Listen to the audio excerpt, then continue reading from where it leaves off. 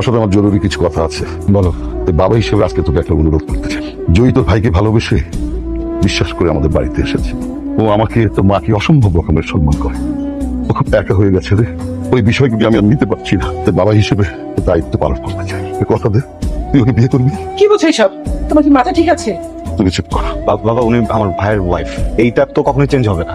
আমার মাথা থেকে এটা কখনো সরবে না। এটা ইম্পসিবল। সরি বাবা। তাহলে শোন, তুই যদি রাজি না হোস, আমি জয়ীকে নিয়ে এই বাড়ি থেকে চলে যাবো। আমি জানি আপনি আমাকে কোনোদিন ক্ষমা করতে পারবেন না। আমার কারণে আপনাকে এরকম একটা সিচুয়েশন ফেস করতে হচ্ছে। আমি এটাও জানি যে আপনি কোনোদিন আমাকে ওয়াইফ হিসেবে মেনে নিতে পারবেন না। আমি আপনার কাছে কখনো ওয়াইফের মতো আবদার করবো না। আপনি আপনার লাইফ যেভাবে ইচ্ছে সেভাবে সাজাতে পারেন। আমি একটা মেয়েকে অনেক ভালোবাসি। আমি আমাকে অনেক ভালোবাসি। আমার জীবনে একটা মানুষ থাকার পরেও আমি অন্য আরেকটা মানুষকে বিয়ে করেছি। আমার যে এখন কি করা উচিত এটাই বুঝতে পারছি না। বিয়েটা আমরা একটু ইচ্ছা করে করিনি। সিচুয়েশনটা এমন ছিল, আমাদের কিছু বলার ছিল না। এখন কি হবে?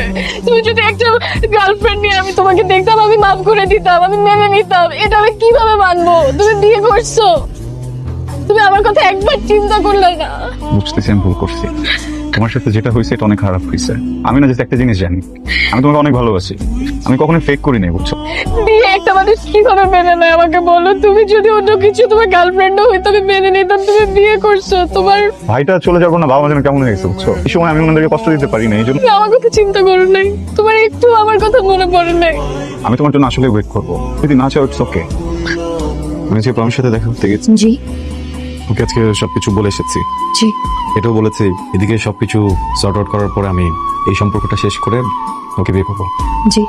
আমি চাই না যে সেলফিশের মতো নিজেরটা নিজে গুছিয়ে দেন হঠাৎ করে আপনাকে ডিভোর্স দিয়ে গায়েব হয়ে যেতে। ভাইয়ের কাছে শুনেছি আপনি জব করতে চাইতেন। জি। শুরু করছেন না কেন? শুরু করে দেন। আপনি ওখানে সেট হয়ে গেলে তখন আমরা মিউচুয়ালি ডিভোর্সটাও কমপ্লিট করলাম। ঠিক আছে, আমি করবো। একটু কথা বলি। জি এসির টেম্পারেচারটাকে একটু বাড়িয়ে দেওয়া যায়? হ্যাঁ, এটা কথা বলবো। জি। আমার মনে হয় আপনি শুরু করে ঘুমান। না না, কোনো সমস্যা নেই, আমি এখানে ঘুমাবো। সমস্যা নেই, আপনি এখানে ঘুমান, আমি বাইরে ম্যানেজ করে দিচ্ছি। আপনাকে একটা কথা বলি। জি। আপনি এইভাবে বাইরে গিয়ে ঘুমালে বিষয়টা ভালো দেখায় না। বাবা শুধু শুধু সেলিব্রেট করবে। তাই আপনি এখানেই ঘুমিয়ে যান। আমাকে ডিল করতে দেন। Thank you, good night. আসসালামু আলাইকুম বাবা। এসি কাজ করছে না। ড্রয়িং রুমে গিয়ে এসিটা ছেড়ে সোফায় ঘুমিয়ে পড়বি। আমি যখন সকালবেলা এসে জিজ্ঞেস করবো এখানে শুয়েছিস কেন, তুই বলবি ঘুম এসে গিয়েছিল, শুয়ে পড়েছি। সরি, বুঝলাম না বাবা। বাবাকে ডিল করে আসলেন? জি। তাহলে চুপচাপ ঘুমিয়ে পড়ুন। Thank you. It's okay. আমার মনে হয় আজকে রাতে আমাদের দুজনকে নিচে ঘুমাতে হবে। সমস্যা নেই, আমি ম্যানেজ করছি। আপনাকে একটা কথা বলি, যদি কিছু মনে না করেন। বিছানাটা যে ভেঙেছে এটা